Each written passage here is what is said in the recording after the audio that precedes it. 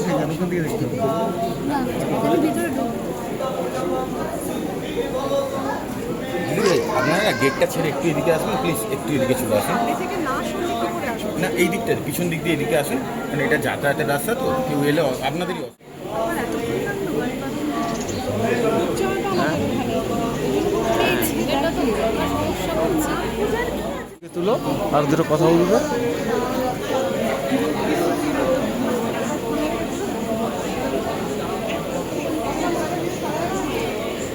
বাজিয়ে দেখালাম যে দাও সামলিও না, যে সেই জিনিসটা হয়েছে।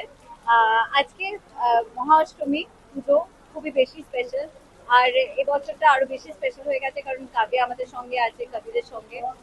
আর তো তাই জন্য সকালবেলা কুমারী পুজো দিয়ে শুরু হলো আমাদের দিনটা।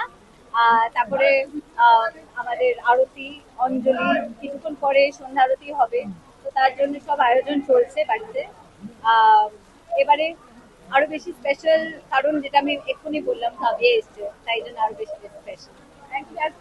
কবির কাব্যকে সাজাতে সাজাতে বা তাদের সাজে পোশাক অ্যারেঞ্জ করতে করতে কোথাও কি নিজের ছোটবেলায় ফিরে যাও? একদমই, কারণ আমার মনে আছে যে এই কটা দিন বা আরো কয়েকটা দিনই নতুন জামা কাপড়ের একটা অন্য রকমের একটা এক্সাইটমেন্ট হতো। যে আমাদের এই পুজোর কটা দিন, 5 দিনের বা জন্মদিন বা হয়তো পয়লা বৈশাখ, কিছু কিছু বছরের কয়েকটা দিন খুব স্পেশাল, কয়েকটা দিনে আমরা নতুন নতুন জামা কাপড় পরতাম।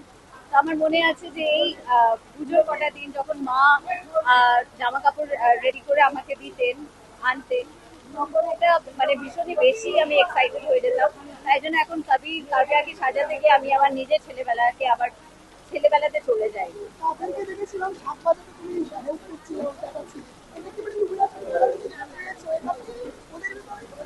ইনভালভ করার একদমই তাই, কারণ আমার মনে হয় যে এটা দেখো আমাদের বাড়িতে 101 বছর এবারে।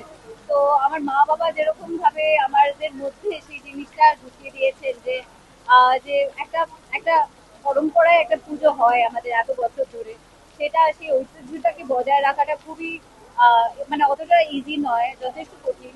এবং সেটা পুরোটাই মা বাবার ওপরেই বর্তায় যে ছেলে মেয়েদের মধ্যে সেই জিনিসটা কিরকম ভাবে রাখবে।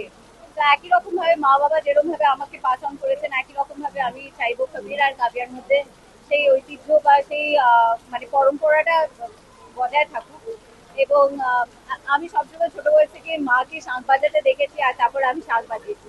তো আমাকে দেখতে দেখতে কবির কাবিয়া যেন শিখে যায়, এটাই চাইবো। আর আজকে কবির যথেষ্ট ভালো বাজাচ্ছিল, সেটা আমি খুব সারপ্রাইজ হয়েছি। আর লাস্টলি জিজ্ঞেস করবো, আজ 101 বছরের পুজো, আজকে মহা অষ্টমী, কোনো কিছু স্পেশাল কিছু আছে ভোগে?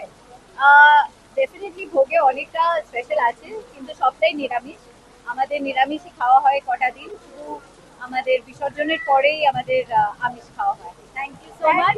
ভীষণ ভালো কাটুক আপনাদের পুজো, খুব আনন্দ করুন, মজা করুন, হই হই করে প্যানি হপিং করুন, ভালো ভালো সিনেমা রিলিজ করেছে বাংলা ছবি, সব কটা দেখুন।